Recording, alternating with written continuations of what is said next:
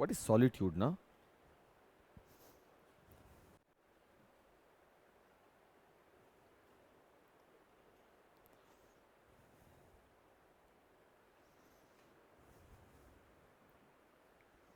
Solitude का मतलब क्या है?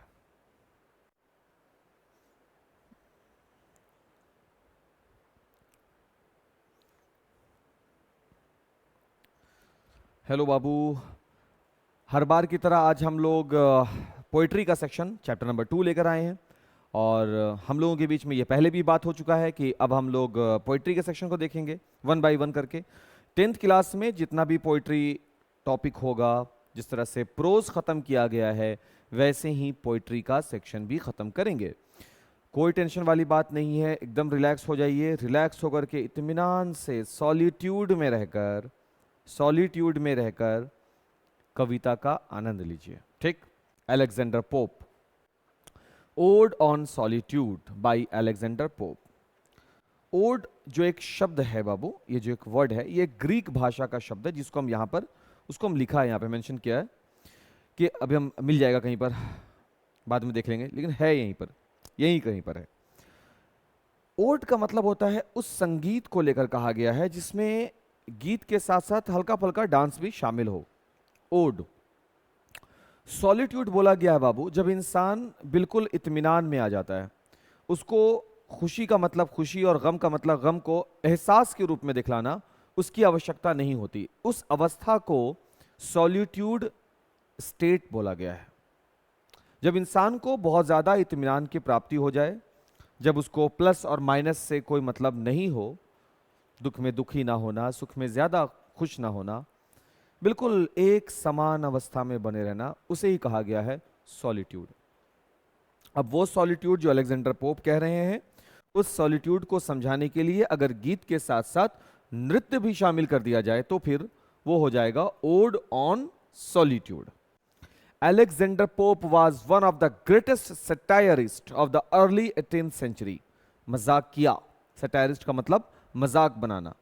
बहुत बड़े मजाकिया, मजाहिया, महानतम मजाहिया कवियों में से एक रहे होंगे अपने 18वीं सदी के आसपास। Was one of the greatest.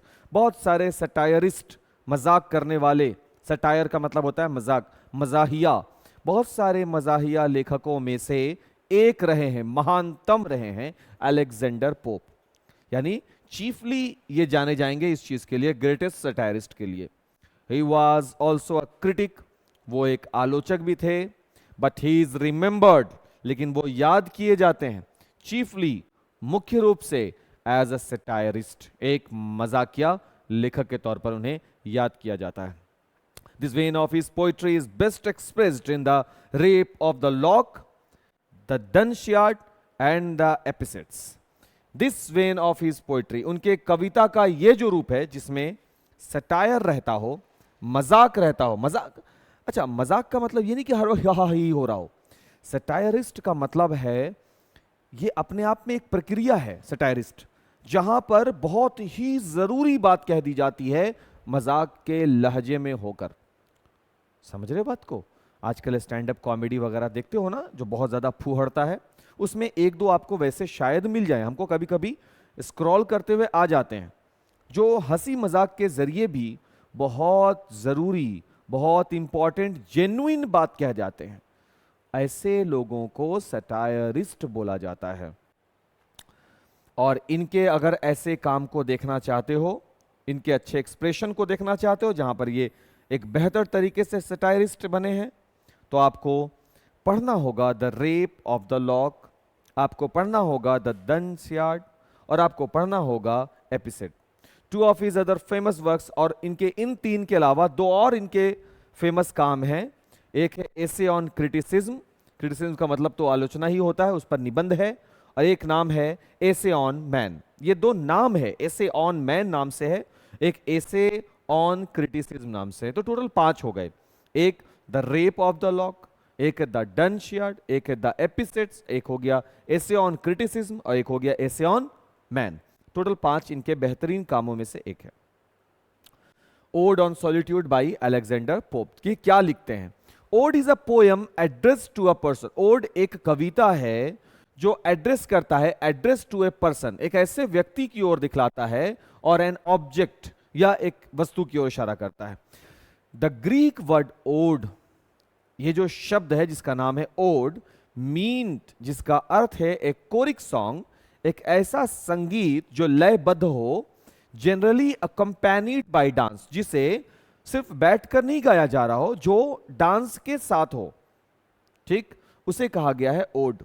The term is presently used to refer to long meditative lyric poems that in dignified manner address a noble subject। ध्यान रखिएगा, कोई संगीत जो डांस के साथ हो जाए आप उसको ओड नहीं बोल सकते, उसके लिए भी एक और कंडीशन है।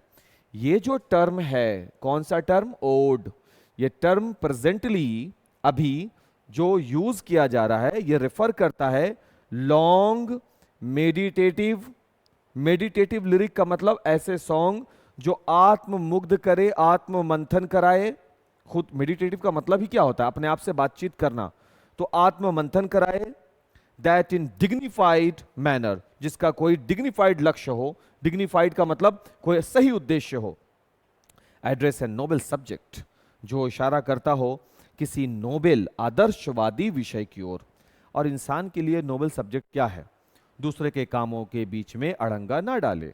अपने में जब इंसान खुद में इत्मीनान करने लग जाता है, जब खुद में इंसान को सब्र आ जाता है, इत्मीनान आ जाता है, सेटिस्फैक्शन मीन्स सेटिस्फैक्शन यानी संतुष्टि आ जाता है, तभी इंसान एक डिग्निफाइड मैनर, एक नोबेल सब्जेक्ट की ओर आगे बढ़ता है। तब इंसान को समझ में आता है कि हम अपने अपने अंदर की खामियों को देखते हैं, झांकते हैं, फिर उस पर अपना काम शुरू कर सकते हैं। इन द प्रेजेंट पोयम, ये जो कविता आपके सामने प्रस्तुत किया गया है, in the present poem ode on solitude, जिसका नाम क्या है? Ode on solitude, the poet draws, कवि जो है वो खींचता है, अ ब्यूटिफुल पिक्चर, एक खूबसूरत तस्वीर, ऑफ ए हैप्पी मैन, कि एक खुशहाल व्यक्ति, ए हैप्पी मैन, एक खुशहाल व्यक्ति कौन होगा, है ना? तो आइए ओड ऑन सॉलिट्यूड को अलेक्जेंडर पोप के नजरिए से देखते हैं और उसको समझने की कोशिश करते हैं। क्या लिखते हैं?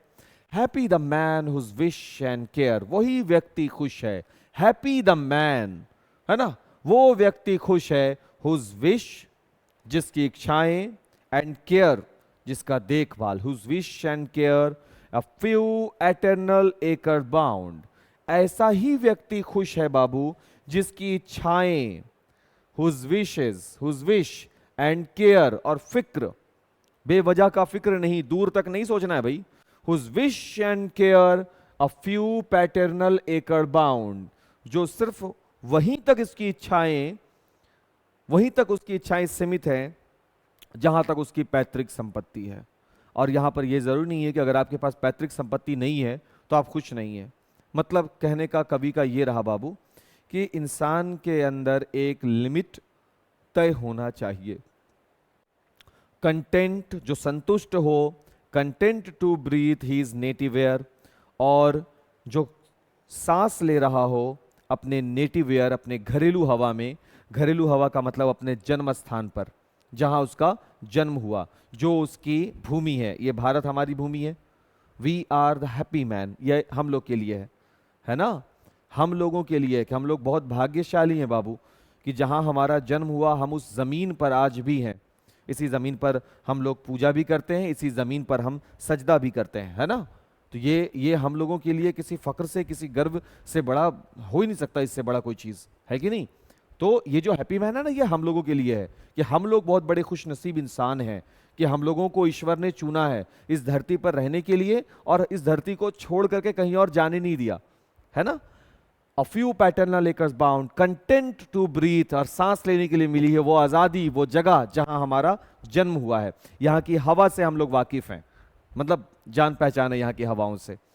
Native air, in his own ground, अपनी खुद की भूमि पर, ये हमारी जो खुद की भूमि है, हम यही हैं और यही खत्म हो जाएंगे। तो इससे बेहतर, इससे भाग्यशाली कोई क्या हो सकता है।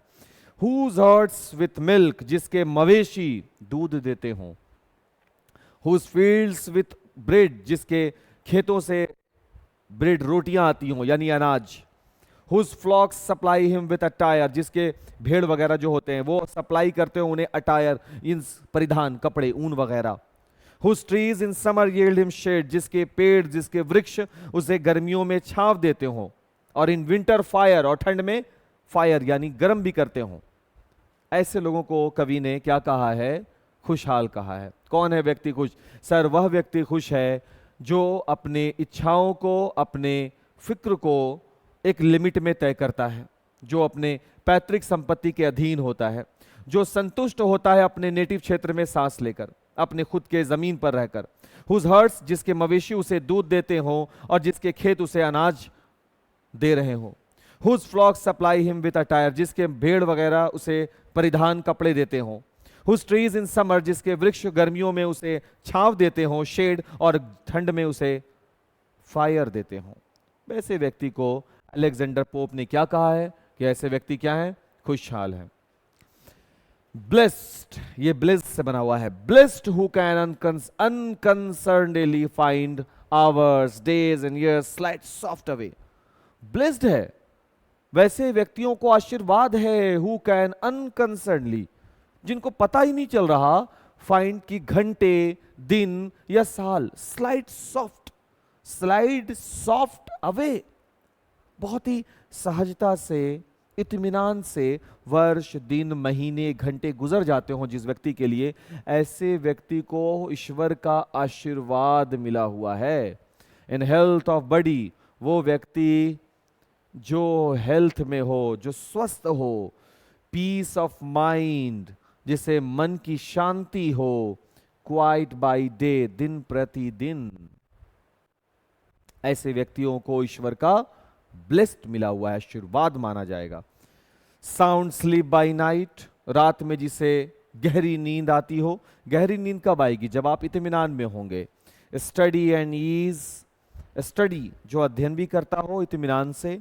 टुगेदर मिक्स्ड स्वीट रिक्रिएशन, और ये सब आपस में, स्टडी और आपका ईज टुगेदर मिक्स्ड, ये आपस में मिलते हो और इससे एक मधुर क्रिएशन बनता हो, रिक्रिएशन बनता हो।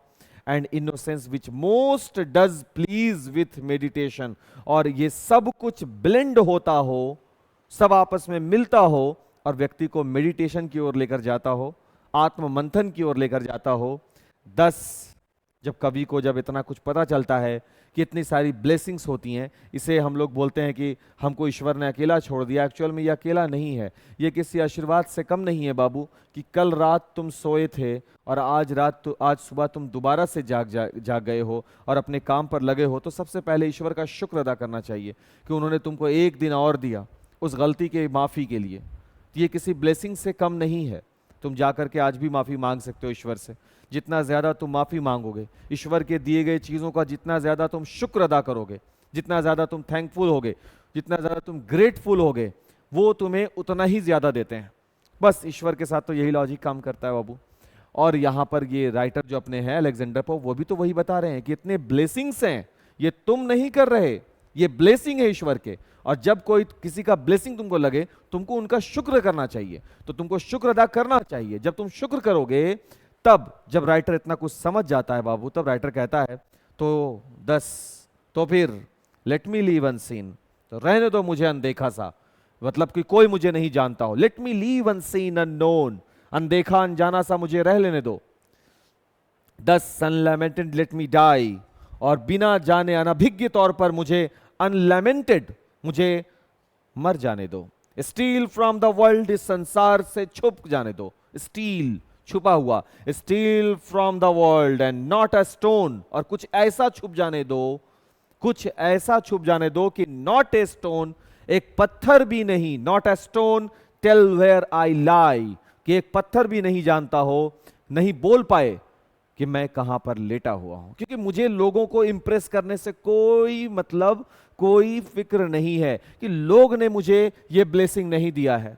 ये ब्लेसिंग, ये दिन, महीने, साल जो सॉफ्टली गुजर जा रहे हैं, स्लाइड सॉफ्टली, ये लोगों की वजह से नहीं हो पा रहा है, ये ईश्वर की वजह से है। आज हम स्वस्थ आपके सामने खड़े हैं, आज आप स्वस्थ मेरी बातों को सुन पा रहे हैं, किसकी वजह से है? लोगों की वजह से नहीं है, ईश्वर की वजह से है। तो ये जो दिखावा जो हम लोग करने लग जाते हैं, ये दिखावा फिर लोगों के लिए क्यों होता है? फिर ये इंप्रेस किसको करना चाहिए? हम लोगों को ईश्वर को इंप्रेस करना चाहिए, ना कि लोगों को। जब हम ईश्वर को इंप्रेस करेंगे, क्योंकि ये सारा ब्लेसिंग ईश्वर का दिया हुआ है, तो कभी कहता तो फिर हम लोगों के सामने क्यों रहें? तो 10 लेट मी लीव अनसीन, तो मुझे अनदेखा अनजाना सा रहने दो, दस अनलेमेंटेड लेट मी डाई, और बिना अनभिज्ञ तौर पे मुझे मर जाने दो यार।